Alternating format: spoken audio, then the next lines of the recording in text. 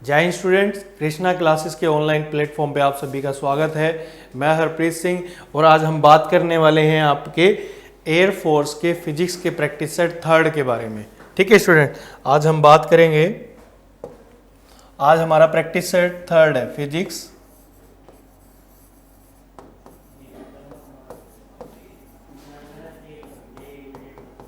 Practice set third. इससे पहले आपका कल प्रीवियस ईयर बेस्ड ही आपका प्रैक्टिस सेट सेकंड आ चुका है, फर्स्ट आ चुका है। जिन्होंने वो नहीं करा वो क्या करें भाई, डिस्क्रिप्शन बॉक्स में जाएं, अपने जो वीडियो के नीचे होता है ना डिस्क्रिप्शन बॉक्स, ठीक है, वहां पे देखो, वहां पर आपको लिंक मिल जाएगा किसका, प्रैक्टिस सेट 1 का और प्रैक्टिस सेट 2 का।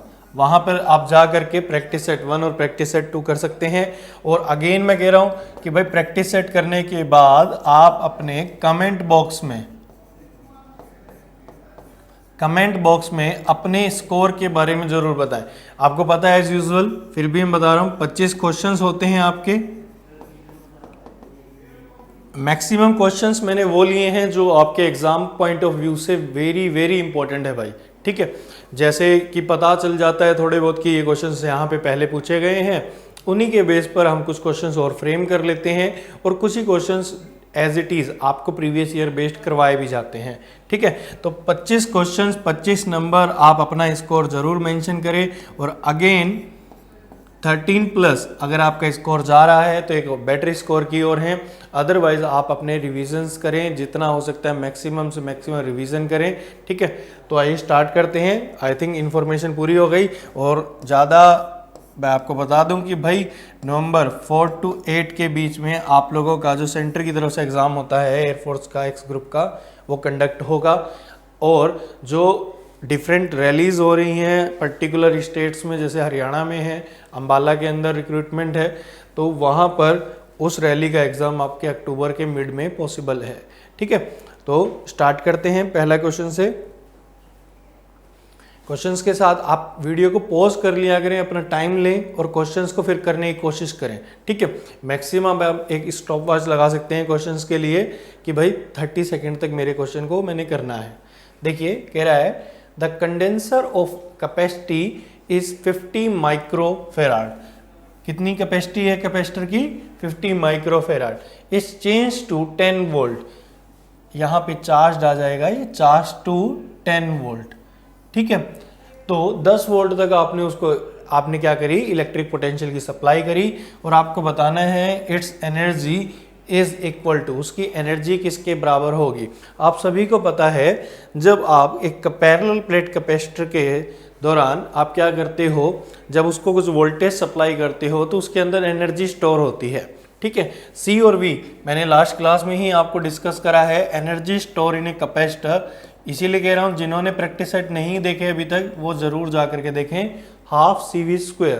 ठीक है, और आपको C की वैल्यू दे रखी है, कैपेसिटेंस कितना दे रखा है, 50 माइक्रोफेराड।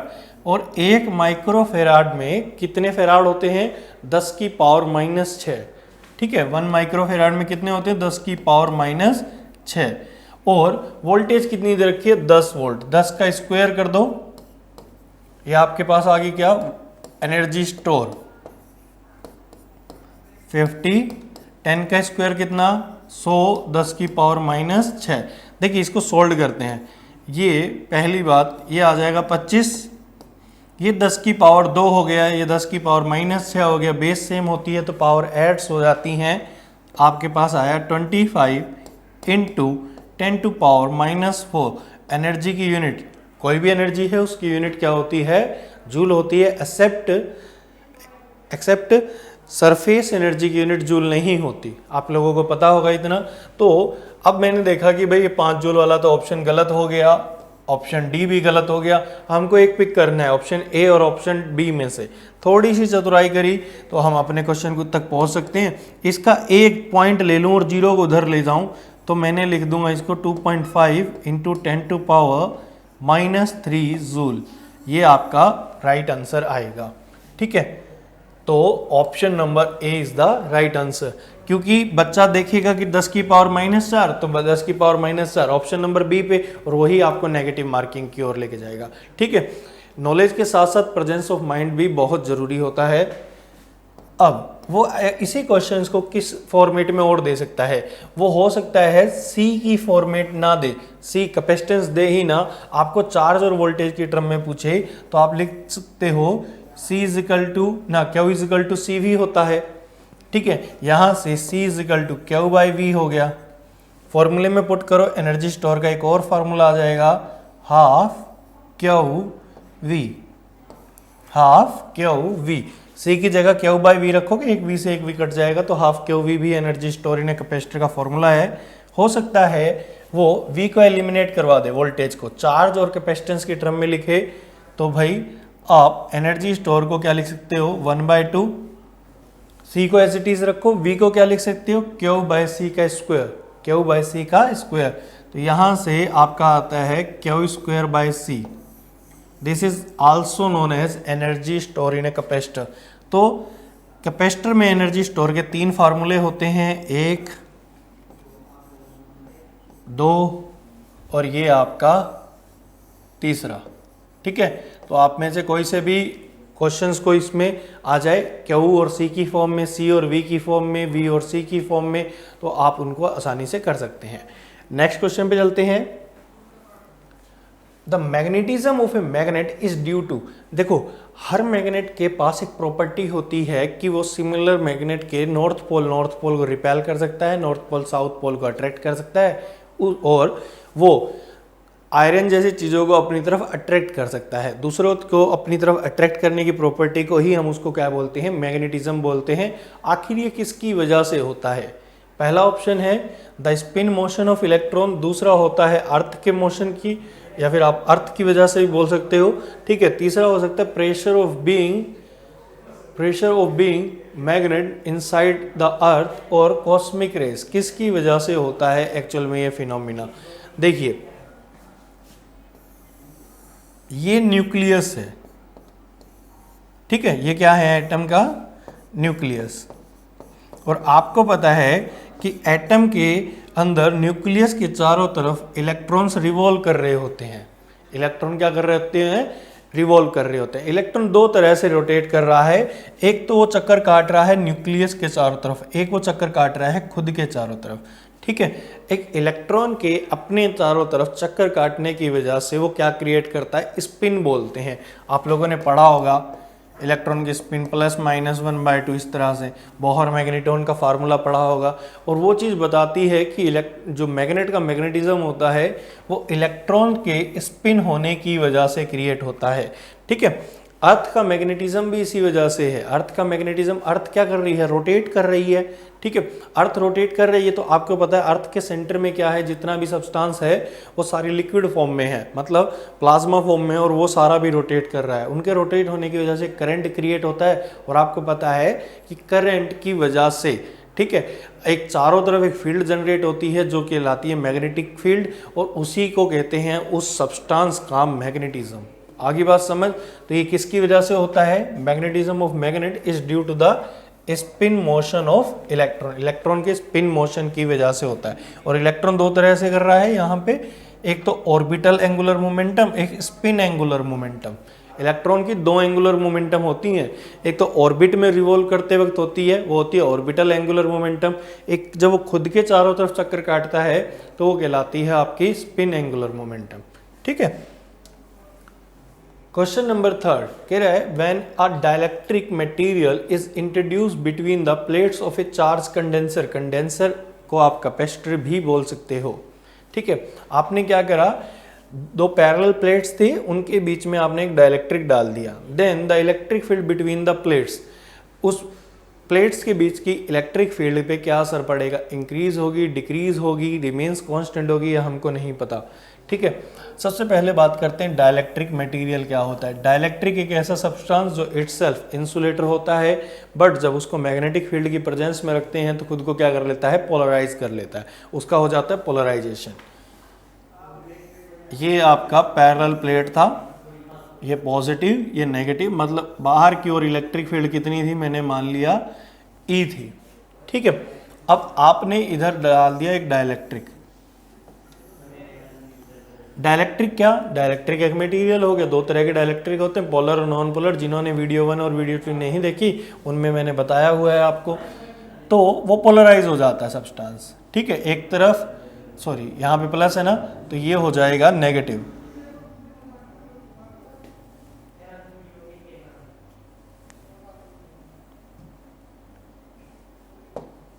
यहाँ पर नेगेटिव, यहाँ पे पॉजिटिव। सिमिलरली यहाँ पे नेगेटिव, यहाँ पे positive, negative positive, negative positive, negative positive.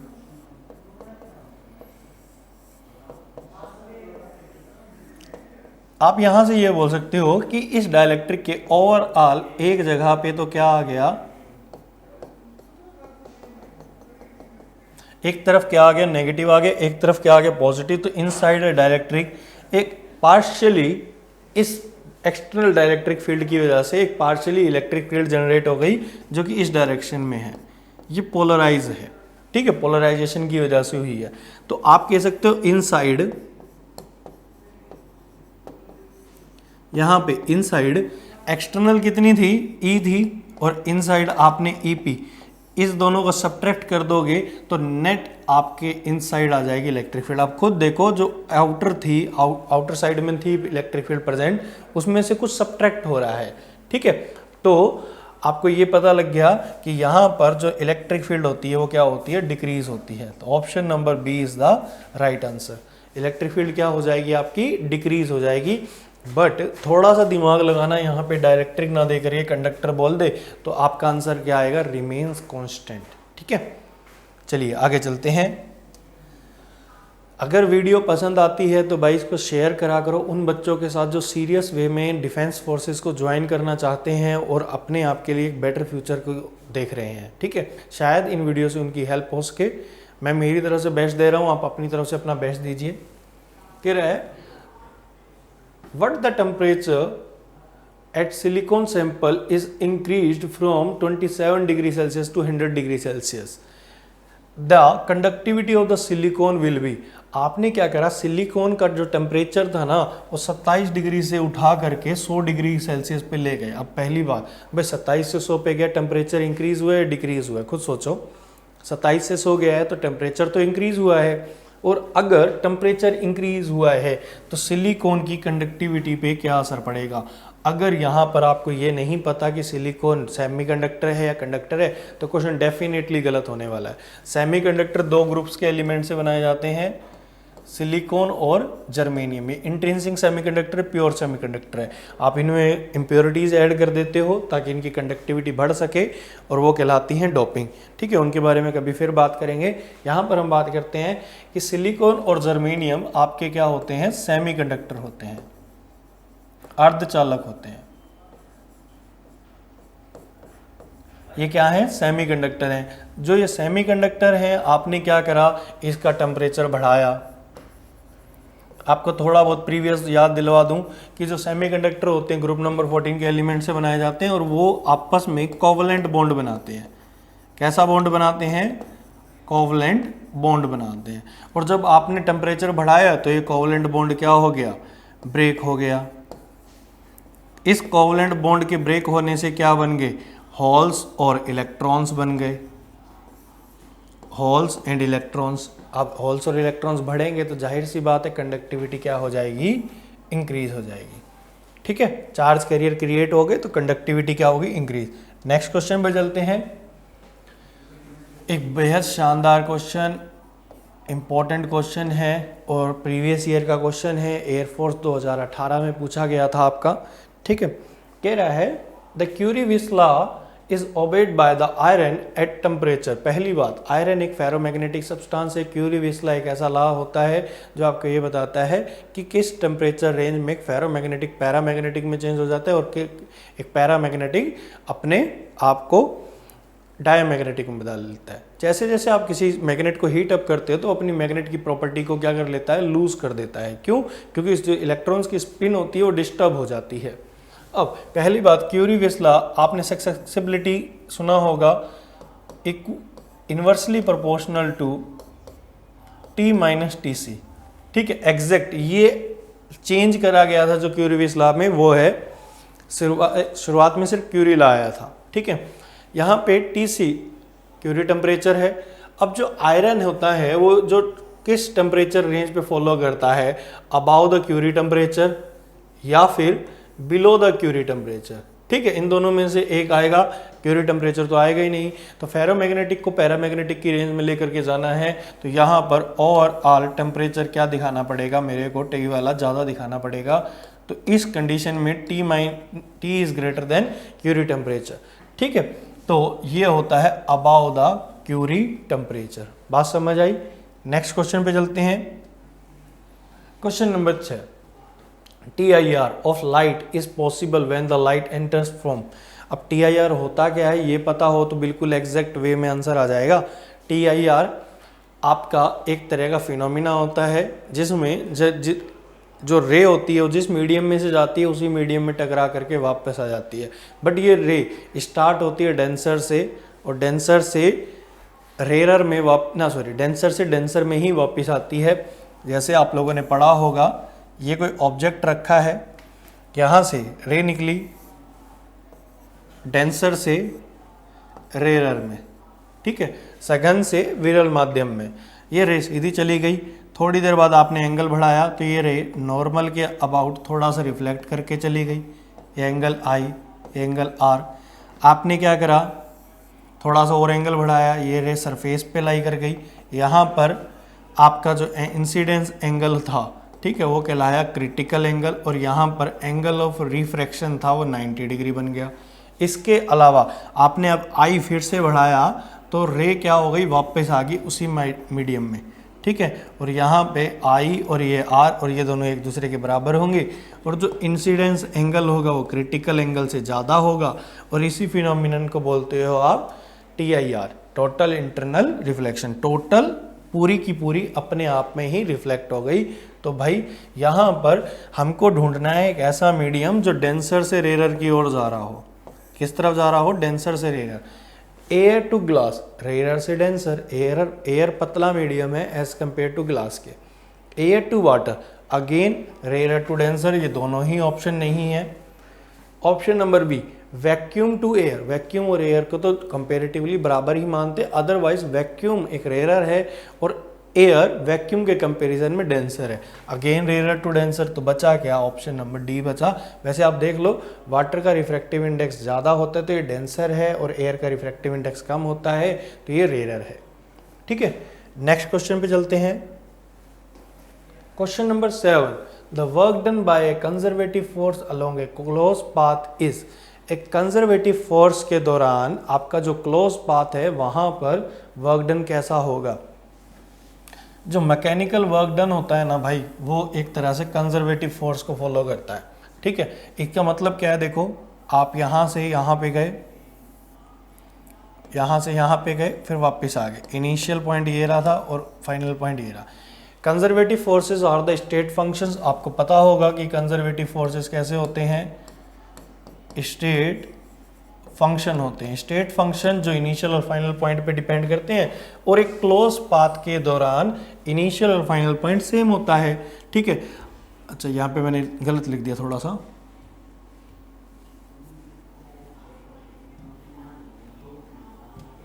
देखिए यहाँ पर इनिशियल पॉइंट भी यही है और फाइनल पॉइंट, जब भी तो इसको क्लोज पाथ बोलोगे आप। और जब इनिशियल फाइनल पॉइंट सेम है तो आपका यहाँ पर कंजर्वेटिव वर्क डन कितना हो जाएगा, 0 हो जाएगा। ठीक है, क्योंकि इनके बीच में कोई शॉर्टेस्ट डिस्टेंस आई नहीं। शॉर्टेस्ट डिस्टेंस नहीं आई, सर क्या मतलब हुआ कि भाई वर्क होता है ना जो फोर्स इनटू डिस्प्लेसमेंट होता है, जब इनिशियल और फाइनल पॉइंट सेम तो डिस्प्लेसमेंट 0, तो वर्क डन भी क्या आएगा आपका, 0 आएगा। ठीक है, नेक्स्ट क्वेश्चन पे चलते हैं। कह रहा है N type of semiconductor is heated. N type जो सेमीकंडक्टर है उसको आपने हीट करा। ठीक है, सबसे पहली बात एन टाइप सेमीकंडक्टर के बारे में बात करते हैं।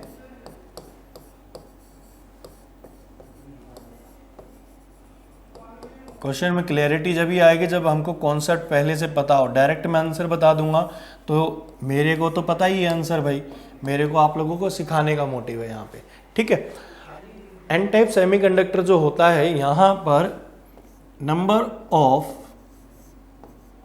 इलेक्ट्रॉन्स ज़्यादा होते हैं किससे, नंबर ऑफ होल्स से, ठीक है। मतलब होल्स पहले से प्रेजेंट तो है पर नंबर ऑफ इलेक्ट्रॉन ऑलरेडी ज़्यादा है। आपने उसको क्या कर दिया, आपने उसको हीटेड कर दिया। हीट करने से कोवेलेंट बॉन्ड टूटा, नंबर ऑफ होल्स भी बने और नंबर ऑफ इलेक्ट्रॉन्स भी बने। मतलब इसमें थोड़ा बहुत ऐड हो गया, ज़्यादा बढ़े तो ये भी हैं भाई, होल भी बने हैं। तो अब हमारे को ऑप्शन ऐसा चाहिए जिसमें होल्स और इलेक्ट्रॉन दोनों बढ़ते हुए दिखाएं, ठीक है। वो ऑप्शन, पहला ऑप्शन देखो, number of electron increases while the holes decreases, गलत है भाई, दोनों चीज़ें बढ़ती हैं। Number of holes increase while that of electron decrease, ये भी बात गलत है।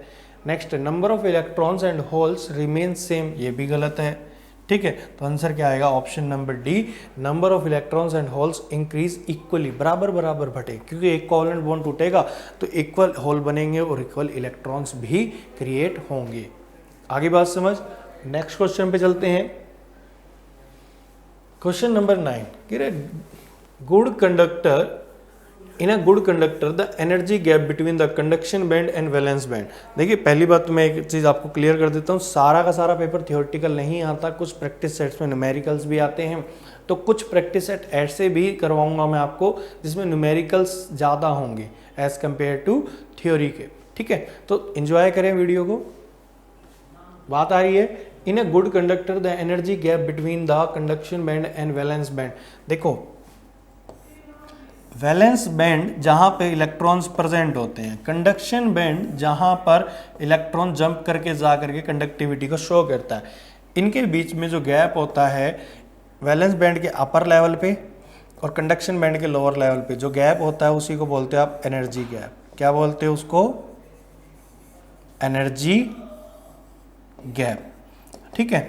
जो मेटल होते हैं ना उसमें कंडक्शन बैंड और वैलेंस बैंड ओवरलैप कर जाते हैं। ओवरलैप कर जाने का मतलब वहां पे एनर्जी गैप होता ही नहीं है। तो आंसर क्या आएगा, 0 आएगा। इंसुलेटर में ये गैप बहुत ज़्यादा होता है, तभी वो कंडक्टिविटी शो नहीं करते। इलेक्ट्रॉन उछल करके कंडक्शन बैंड में जा नहीं पाता और कंडक्टिविटी कभी शो हो नहीं पाती। बट सेमीकंडक्टर में ये बैंड जो एनर्जी गैप होता है वो मेटल से तो ज़्यादा होता है पर सेमीकंडक्टर से कम होता है, ठीक है। ये क्वेश्चन नंबर 9 हुआ। क्वेश्चन नंबर 10 कह रहा है an object with constant speed, एक ऑब्जेक्ट है जिसकी स्पीड कांस्टेंट। सोचिए ऑप्शन आपकी स्क्रीन पे है। पहला ऑप्शन है इट इज नॉट एक्सेलरेटेड, वो एक्सेलरेटेड नहीं होगा, ठीक है। Is not accelerated, might be accelerated, हो भी सकता है एक्सेलरेटेड। तीसरा है इज ऑलवेज एक्सेलरेटेड, हमेशा एक्सेलरेटेड होगा। And also has a constant velocity. भाई देखो अगर आप दो तरह के मोशन से परिचित हैं पहले ही, कि एक जो मोशन होता है वो क्या होता है, वो होता है लीनियर मोशन। एक जो मोशन होता है वो क्या होता है, सर्कुलर मोशन। लीनियर मोशन में अगर वेलोसिटी स्पीड कांस्टेंट है, आप स्ट्रेट लाइन में चल रहे हैं तो वेलोसिटी भी कांस्टेंट होगी। वेलोसिटी कांस्टेंट तो एक्सेलरेशन 0, मतलब ऑलवेज वाला तो कॉन्सेप्ट हट ही गया, ये तो ऑप्शन ही हटा दो, ठीक है। अब देखो अब बात करते हैं कि भाई इट इज़ नॉट एक्सेलरेटेड, ये भी हटा दो कि हमेशा ही एक्सेलरेटेड नहीं होगा। जब सर्कुलर पाथ में बॉडी घूमती है ना इस तरह से, ठीक है, ये सेंटर ओ मान लिया मैंने, सर्कुलर पाथ में बॉडी घूम रही है, इस केस में आपकी स्पीड, यूनिफॉर्म सर्कुलर मोशन सुना होगा आपने, यूनिफॉर्म सर्कुलर मोशन आपने सुना है, यूनिफॉर्म सर्कुलर मोशन। यहाँ पे स्पीड कांस्टेंट होती है, यहाँ पे बॉडी की स्पीड क्या रहती है, कांस्टेंट रहती है, बट बॉडी एक्सेलरेटेड रहती है। यहाँ पर एक्सेलरेशन, रेडियल एक्सेलरेशन यहाँ लग रहा है, यहाँ पे बॉडी पहुंची तो रेडियल एक्सेलरेशन यहाँ लग रहा है, यहाँ पे बॉडी पहुंची तो रेडियल एक्सेलरेशन लग रहा है। मतलब अगर बॉडी की स्पीड कांस्टेंट है that in some cases it might be have acceleration, ठीक है, इसके पास एक्सेलरेशन हो भी सकता है। Option number B is the right answer. Question number 11 कह रहा है joules is related to energy. Joule किससे रिलेट करता है, जूल एनर्जी से रिलेट करता है। In the same way pascal is related to, pascal किससे रिलेट करेगा। जब जूल एनर्जी की यूनिट होती है, सोचो रिलेशन बनाओ।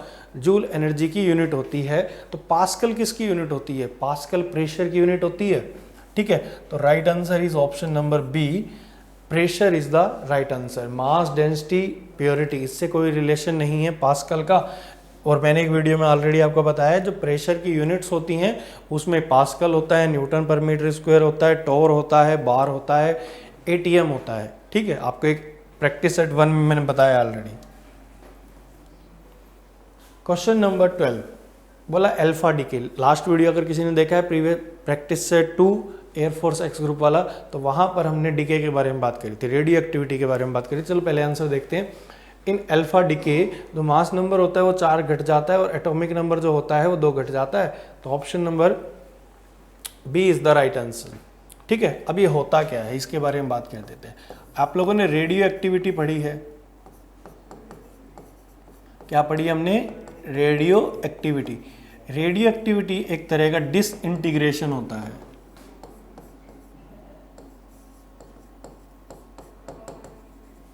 सुनिए, रेडियो एक्टिविटी क्या है? जब आपका एटम का साइज ज़रूरत से ज़्यादा बढ़ जाता है तो अपने आप को बाइंडिंग एनर्जी की रेंज में लाने के लिए अपने में से अल्फा, बीटा और गामा पार्टिकल को रिलीज करवाता है। ठीक है, उसी में से एक डिके होता है, डिके मतलब होता है टूटना, उसी में से एक डिके होता है जिसको बोलते हैं आप अल्फा डिके।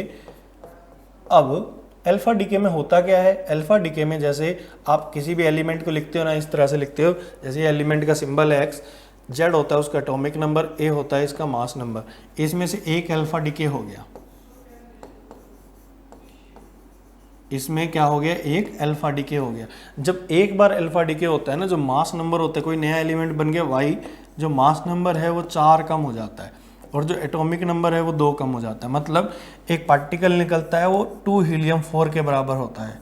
ठीक है, पॉजिटिव पार्टिकल होता है जिसका मास हाइड्रोजन के मास के 4 गुना और उसका चार्ज क्या होता है? दुगना होता है किससे? प्रोटॉन से।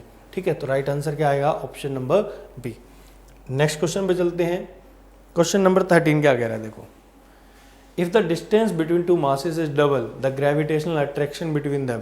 दो मासेस के बीच में डिस्टेंस डबल कर दी, मास को नहीं छेड़ा, डिस्टेंस को छेड़ दिया उसने, तो ग्रेविटेशनल अट्रैक्शन बताना है आपको क्या होगा। हमको नहीं पता मास क्या है, तो मैंने मान लिया अपनी तरफ से m1 और m2। उनके बीच की डिस्टेंस भी नहीं पता था, पहले मैंने मान लिया उसको d। फोर्स कितना आएगा इनके बीच में? Gravitational force F is equal to G m1 m2 by में d स्क्वायर। बिल्कुल बच्चे वाला क्वेश्चन है ये, नया फोर्स आपको पता नहीं, क्योंकि आपने डिस्टेंस को डबल कर दिया, g तो g आएगा m1 m2। ठीक है, जी तो जी रहेगा, m1 m2, डिस्टेंस डबल हो गई तो डिस्टेंस कितनी ले ली मैंने? 2d। तो 2d का क्या कर दिया? स्क्वायर कर दिया, 2d का स्क्वायर कर दिया। तो अब यहाँ से देखो g m1 m2 बाय में 4d स्क्वायर, ऐसा लिख दें। बच्चा गलती करेगा, वो 2 तो 2 ही लिख देगा, d का स्क्वायर लिख दे, पर पूरे का स्क्वायर लिखना है आपको। ठीक है, अब इसकी वैल्यू आपको पता है, इसकी वैल्यू f के बराबर है, तो आपके पास आंसर आया नया f/4। मतलब उनके बीच का जो ग्रेविटेशनल फोर्स ऑफ अट्रैक्शन है वो डिक्रीज हो जाएगा, और कितना? 1/4 टाइम्स। ठीक है, तो reduce by half, reduce by becomes 4 times, is double, is reduce to quarter. ठीक है, क्वार्टर मतलब 1/4 ही होता है ना।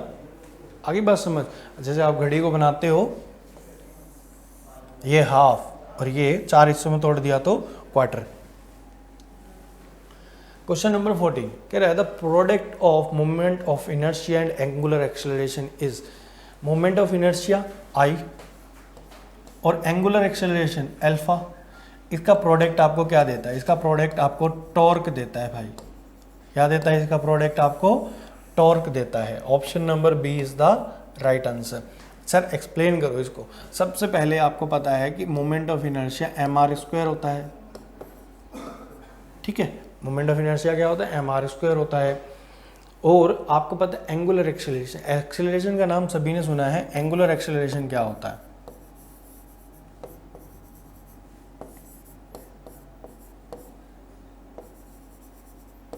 एंगुलर एक्सेलरेशन आप अल्फा से बताते हो, और ये क्या होता है? जब बॉडी सर्कुलर पाथ में रोटेट करती है ना, उस वक्त जो एक्सेलरेशन है वो एंगुलर एक्सेलरेशन हो गया। और ये किसके बराबर होता है? Rate of change of angular velocity. ठीक है, यहाँ पर आप इसको चेक कर सकते हो, क्रॉस चेक। आपका एंगुलर एक्सेलरेशन का dimension t-2, moment of inertia का डायमेंशन m1 l², दोनों का प्रोडक्ट करा, आपका डायमेंशन आया m1 l2 t-2। आपको ऐसा ऑप्शन सिलेक्ट करना है जिसका यही डायमेंशन हो, तो ऐसा ऑप्शन कौन सा है आपका, टॉर्क बनता है एक तो, ठीक है, और एक क्या बनता है, रोटेशनल काइनेटिक एनर्जी बनती है। ठीक है, क्योंकि काइनेटिक एनर्जी का भी यही डायमेंशन होता है, पर काइनेटिक एनर्जी तो हमारे इसमें सेट नहीं होगा, तो राइट आंसर क्या आएगा, टॉर्क आएगा। नेक्स्ट क्वेश्चन पे चलते हैं, क्वेश्चन नंबर 15। एक बेहद शानदार क्वेश्चन है भाई, मैं सोचता हूँ दोबारा ये क्वेश्चन फिर से किसी एग्जाम में देखने को मिलेगा। बहुत अच्छा क्वेश्चन है। कह रहा है 2 ड्रॉपलेट्स थी, वो दोनों ने मर्ज हो गई, एक बड़ी ड्रॉपलेट बन गई। 2 ड्रॉपलेट मर्ज होकर के क्या कर गई, बड़ी ड्रॉपलेट बना दी। सोचो आपके अकॉर्डिंग क्या ऑप्शन आ सकता है इसका। ऑप्शंस आपके आगे हैं, फटाफट सोचिए।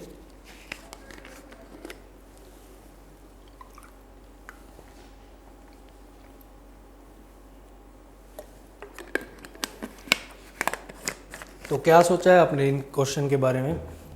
पहले बात तो रेटिंग, 5 स्टार रेटिंग वाला क्वेश्चन है। ये रहे 2 बबल्स मर्ज हो गए आपस में, ड्रॉपलेट मर्ज हो गए।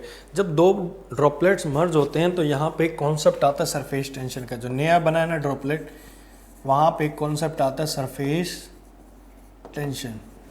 अब जो बॉडी है ना, जो नया ड्रॉपलेट बना है, उसकी सरफेस टेंशन कम, वो हमेशा लिक्विड फ्लूइड की जो बबल्स वगैरह बनते हैं वो हमेशा क्या जाते हैं कि उसकी सरफेस एनर्जी क्या हो जाए, कम से कम। किसी चीज़ की एनर्जी कम से कम होती है तो वो एनर्जी को क्या करती है, रिलीज करती है, ताकि स्टेबिलिटी को गेन कर सके। तो क्या आएगी, एनर्जी इज लिबरेटेड। लिबरेटेड मतलब एनर्जी का रिलीज होना, निकलना, एक्सोथर्मिक होना।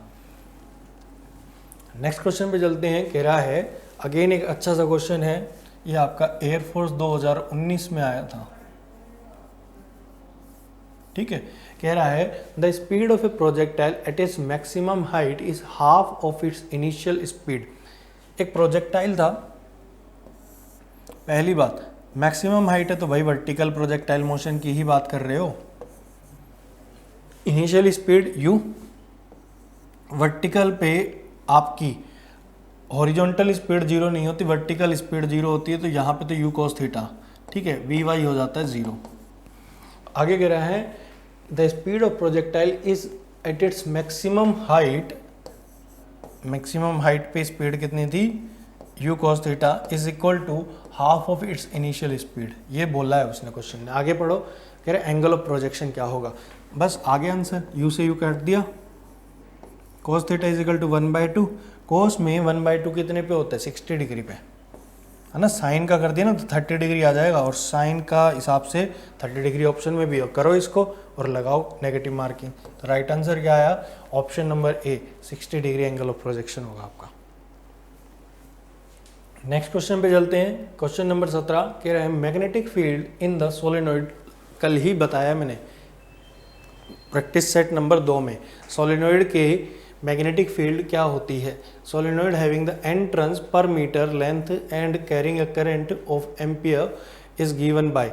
ठीक है, एक सोलेनोइड है जिसकी लेंथ आपकी पर मीटर बांध ली, उसकी वजह से मैग्नेटिक फील्ड होती है कितनी, μ0 Ni, और एंड ऑफ सोलेनोइड पे मैग्नेटिक फील्ड कितनी होती है, μ0 Ni/T, सॉरी बाई 2। और किसी ने अगर कल वाला प्रैक्टिस सेट नहीं देखा तो उसमें जाके देखो, और मैंने बताया था यहाँ पर जो मैग्नेटिक फील्ड निकालने का तरीका होता है वो आप एम्पियर सर्किटल लॉ लगा करके निकालते हो। ठीक है, टोरॉइड में भी यही होती है, सोलेनोइड को बैंड कर देते हैं। जैसे इस तरह से कीले ले ली, कीले के ऊपर हमने क्या कर दिया, तार को लपेट दिया और यहाँ से करंट को फ्लो करवा दिया, तो ये कुछ टाइम के लिए मैग्नेट की तरह बिहेव करने लग जाता है। तो इसकी कुछ ना कुछ मैग्नेटिक फील्ड सेटअप होती है। Outside the solenoid magnetic field 0 होती है, inside the solenoid magnetic field μ0 Ni होती है। At the end of solenoid magnetic field होती है μ0 Ni/2। क्वेश्चन नंबर 18, ठीक है, sonar is a device which is used for sonar, sound, navigation and ranging system, used basically in naval ships. ठीक है, navy में जो शिप्स यूज़ होती हैं वहाँ पर, जैसे कभी सुना था ना टाइटैनिक डूब गया था, वहाँ पे सोनार का शायद यूज़ अच्छे से नहीं हुआ होगा, तभी डूबा था। एक्चुअल में उसके क्या लगा था, जहाज जा रहा था और वो एक आइसबर्ग से टकरा गया था और बीच में से हल्का सा क्रैक ले गया था। क्या होता है समुद्र के अंदर, हमको जो पनडुब्बी वगैरह होती है, हमको ये नहीं पता होता कि भाई कितनी डेप्थ पे कोई पहाड़ वगैरह तो नहीं है, क्योंकि जितने पहाड़ ज़मीन के ऊपर है वैसे ही छोटे छोटे चीज़ें नीचे भी हैं। जैसे मेरियाना गर्त इस दुनिया की सबसे ऊंची चोटी, ठीक है, माउंट एवरेस्ट नहीं है, मेरियाना गर्त है जो कि पानी के अंदर है, ठीक है, स्थल पर है माउंट एवरेस्ट, ठीक है। तो उन चोटियों का पता लगाने के लिए नेवी वगैरह की जो नेवल की शिप्स होती हैं वहाँ पर एक टेक्निक यूज़ होती है। आप क्या करते हो, आप रेडिएशन को सबमिट करवाते हो नीचे, ठीक है, और वो वापस रिटर्न बैक आती है। इस दौरान आप टाइम नोट कर लेते हो, रेडिएशन की फ्रीक्वेंसी आपको पता है, उस दौरान आपने टाइम नोट कर लिया, तो वहाँ से आपको ये आइडिया हो जाता है कि भाई कितनी डिस्टेंस पे वो चीज़ प्रेजेंट है, ठीक है। तो यहाँ पर to measure the depth of sea की डेप्थ को मेज़र करने के लिए आप यूज़ करते हो किसका, आप यूज़ करते हैं किसका, सोनार का, ठीक है। आपसे इसका फुल फॉर्म भी पूछा जा सकता है, वैसे मैंने बता दिया, अदरवाइज आप चेक करना। ये भी एक अच्छा सा क्वेश्चन है भाई, कह रहा है the time constant of A LR circuit. LCR circuit पढ़ा था आपने अल्टरनेटिंग करंट पे, ठीक है, उसी में एक सर्किट की फॉर्म होती है LR सर्किट। मतलब आपका एक L मतलब L आपका क्या लगा हुआ है, एक इंडक्टेंस लगा हुआ है, R रेजिस्टेंस लगा हुआ है। मतलब उस सर्किट को आप बनाओ तो कैसा बनाओगे, इस तरह से बना सकते हो आप इस सर्किट को। ये अल्टरनेटिंग सोर्स लगा दिया यहाँ पे मैंने। अब कह रहे हैं द टाइम कांस्टेंट, L और R में एक ऐसा रिलेशन बनाओ जिसको आप डायमेंशनली चेक करो तो टाइम की वैल्यू को दे, ठीक है। तो मेरे को पता है, मैं इसी पे डायरेक्ट ही चेक कर लेता हूँ, आप लोगों का ज़्यादा टाइम वेस्ट नहीं करता। L/R, आप लोगों ने कभी ये पढ़ा है EMF physical to -L di/dt, ये पढ़ा है। और एक होता है V = IR, ये भी आई थिंक आप लोगों ने पढ़ा हुआ है, ठीक। तो L की वैल्यू रखो यहाँ पे, EMF इनटू में dt/di, और V की वैल्यू ना सॉरी R की वैल्यू V/I, ऐसा लिख सकते हैं। देखो करंट से करंट उड़ा दिया, EMF और V सेम होता है, प्रैक्टिस सेट 1 में बता दिया था मैंने तुमको। तो टाइम निकल करके आ गया। तो L/R is the dimension of T, ठीक है। क्वेश्चन को बदल करके भी देख सकता है एग्जामिनर, वो कह देगा कि इनमें से LR सर्किट की हेल्प से L और R में एक ऐसा रिलेशन बनाओ जिसके वैल्यू जो आए वो फ्रीक्वेंसी के बराबर है, तो R/L, ठीक है। अगर ये टाइम है तो टाइम का उल्टा फ्रीक्वेंसी होता है। क्वेश्चन नंबर 20 कह रहा है इक्विवेलेंट रेजिस्टेंस बता दो इस डायग्राम के अकॉर्डिंग। सबसे पहली बात, यहाँ पे बच्चा कंफ्यूज हो जाए, विस्टोन ढूंढने की कोशिश करेगा, बट ये पैरेलल में होते हैं। ये किस में होते हैं, पैरेलल में। आप नोटेशन मेथड से यूज़ कर लो, ये छोटा ए मान लो, ये B और C, ठीक है, और इस पॉइंट को मैंने मान लिया D। इस तरह से इनको जब ऐड करोगे ना, तो मैं डायरेक्ट ही बना रहा हूँ आप लोगों का ये फिगर,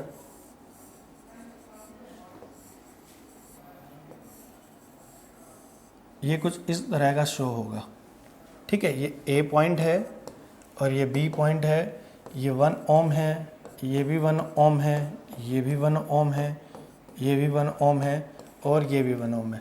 1 1 1 1 1 किस में है, पैरेलल में। पैरेलल में रेजिस्टेंस क्या होती है, डिवाइड। तो पहले इसको सोल्व कर दो, 1/1 प्लस 1/1 प्लस 1/1, तीनों को सोल्व करा तो आया 3, ठीक है। बट ये 1/R आया है, चटकी मत दिखा देना, उल्टा हो जाएगा। RP की वैल्यू कितनी आ गई, 1/3। अगर सोल्व करते देखो 1 1 1 4 तो दे नहीं रखा, चलो बच जाओगे, 1/3। तो ये 1 1/3 और ये 1, तो 1 + 1 + 1/3, ये किस में हो गए, सीरीज में। ये 2 हो गया, 2 + 1/3, 3 दूनी 6 और 1 7, 7/3, ठीक है। 2 सही 1/3 आपका राइट आंसर आ जाएगा, ठीक है। इसको आप ऐसे भी लिख सकते हो जो ऊपर लिखा। नेक्स्ट क्वेश्चन पे चलते हैं। कह रहा है the rating at a bulb return on bulb is 60 volt and 120 volt. एक बल्ब पे 60 वोल्ट की रेटिंग दे रखी है और 120 वोल्ट दे रखा है। कह रहा है right to use the resistance बतानी है आपको बल्ब की, ठीक है। देखिए आपको पता है पावर का एक फार्मूला होता है v²/r, तो यहाँ से आई थिंक मेरे को करने की ज़रूरत नहीं है, आप कर लोगे। 60 120 इंटू में 120 इज इक्वल टू आर, 2 पे गया, आर की वैल्यू आ गई कितनी 240 ओम। ठीक है, option number C is the right answer. इसके अलावा पावर के 2 फार्मूले और होते हैं, वोल्टेज इनटू करंट और power is equal to I²R। Current दिया होता तो कहीं ना कहीं इस फार्मूले को मैं यूज करता। नेक्स्ट क्वेश्चन, क्वेश्चन नंबर 22 ये कह रहे if an AC main supplies is obtain to be 200 volt, AC main supply 200 volt है, आपको एवरेज EMF बतानी है। एक बेहद भाई मोस्ट इंपॉर्टेंट क्वेश्चन है जो आपके पूरे निचोड़ निकाल देता है किसका, अल्टरनेटिंग करंट वाले चैप्टर का। ठीक है, पहली बात, अल्टरनेटिंग सोर्स में जब आप यूज करते हो तो सबसे कम होता है एवरेज, उससे ज़्यादा होता है कौन, आपका RMS, और सबसे ज़्यादा होता है आपका क्या, पीक वैल्यू। तो सबसे एक चीज़ तो याद रखो कि भाई ये तीनों अलग अलग टर्म है। आप लोग जो मैक्सिमम रिलेशन पढ़ते हो, देखो VRMS की टर्म में ही बताता हूँ, आप पढ़ते हो वेट अ मिनट,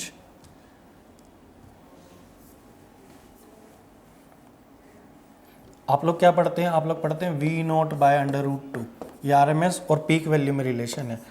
आप लोग पढ़ते हैं, एक मिनट ये गलत हो गया, एवरेज और पीक में पढ़ते हैं रिलेशन, क्या 2V0/π। बट यहाँ पर क्या पूछा है, यहाँ पर उल्टा पूछा है, यहाँ पर RMS दे करके एवरेज में रिलेशन पूछा है। RMS दे करके किस में पूछा, रिलेशन एवरेज में। याद रखना इसको, एवरेज दे रख करके RMS पूछे तो ये होता है, और जो आपको गिवन सप्लाई होती है ना वो हमेशा RMS होती है। तो ये 200 है, 1.11 को 200 से जब मल्टीप्लाई करवाओगे, ठीक है, तो यहाँ पर कुछ वैल्यू बनेगी जो कि नन ऑफ दीज में जाएगी आपके आंसर को लेकर के। ठीक है, तो राइट आंसर क्या आएगा, राइट आंसर आएगा none of these. Clear, next question पे चलते हैं, आप सॉल्व करके देखना इसको, अगर मैं सही हूँ तो। चलो एक बार चेक कर लेते हैं, इन दोनों को देखो, यहाँ से V0 की वैल्यू कितनी आई, VRMS√2, V0 की जगह VRMS इंटू √2 पुट करना, 2√2 डिवाइड बाय में पाई। यहाँ पर इसको सोल्व करते हैं, 1.414 और ये 13.14 और ये VRMS, ये कितना आ जाएगा, ये 2.8 आ जाएगा। उल्टा हो गया थोड़ा सा रिलेशन, ठीक है, ये थोड़ा सा उल्टा हो गया रिलेशन, एग्जैक्ट नहीं है। आप इसको यहाँ से जो आए ना वो इसका एग्जैक्ट रिलेशन होगा एवरेज और VRMS में। आप कैलकुलेट करके देखना, नन ऑफ दिस पे जाएगा आंसर। नेक्स्ट क्वेश्चन पे चलते हैं, कह रहा है a force of 5i cap minus 4k cap acting on a body to produce a displacement s is equal to 6i cap 5k cap then the work done। सभी को पता है जो वर्क डन होता है वो फोर्स और displacement का डॉट प्रोडक्ट होता है। ठीक है, और डॉट प्रोडक्ट आप लोगों को पता ही है 6i cap plus 5k cap. ठीक है, आई को आई से, जे को जे से, के को के से, 6 पंजे 30 और 5 चौके 20। राइट आंसर आएगा 10 यूनिट्स जूल वर्क हुआ है आपका। Option number D is the right answer. Next question number 24 कह रहा है wheel of a moving cycle, जो मूविंग साइकिल है उसका जो व्हील होता है वो कौन कौन सा मोशन करता है। वो एक तो ट्रांसलेटरी करता है, एक रोटेशनल करता है। ठीक है, translatory motion and rotational motion both. ठीक, नेक्स्ट क्वेश्चन पे चलते हैं, क्वेश्चन नंबर 25, आज का लास्ट क्वेश्चन।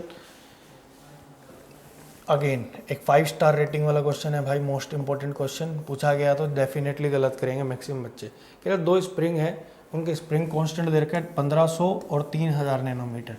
ठीक, respectively are stressed with the same force, the spring potential energy in the ratio. सबसे पहले देखो स्प्रिंग पोटेंशियल एनर्जी का रेशो क्या होता है, 1/2 kx² होता है।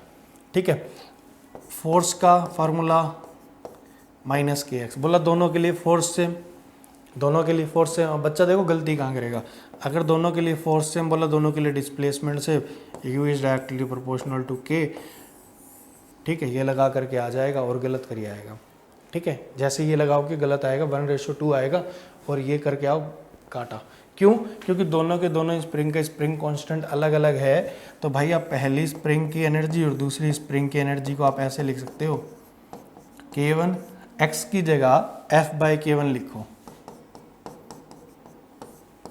स्क्वायर 1/2 K2 x की जगह F/K2 लिखो, क्योंकि दोनों की डिस्प्लेसमेंट अलग अलग होगी, ठीक है, क्योंकि स्प्रिंग कांस्टेंट अलग अलग है। F² से F² कट के 1 K से 1 K, K2 से 1 K2, हाफ से हाफ, तो आपके पास आया क्या, K2/K1, ठीक है।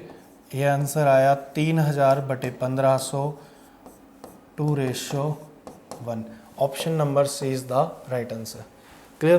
तो स्टूडेंट्स ये थे आज के आपके 25 क्वेश्चंस का एक कंप्लीट प्रैक्टिस सेट। ये थर्ड प्रैक्टिस सेट है, इससे पहले के 2 जो प्रैक्टिस सेट आए हैं उनका लिंक आपको डिस्क्रिप्शन बॉक्स में मिल जाएगा, प्लीज़ उनको भी जाके करें, ठीक है। वीडियो पसंद आता है तो इसको आगे शेयर करें उन बच्चों के साथ जो इस वक्त रिस्पेक्टिवली डिफेंस एग्जाम्स की तैयारी कर रहे हैं अगेन, ठीक है।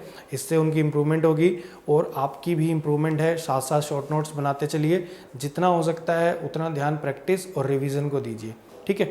मिलते हैं नेक्स्ट वीडियो में, तब तक के लिए सभी को जय हिंद। पढ़ते रहिए, बढ़ते रहिए।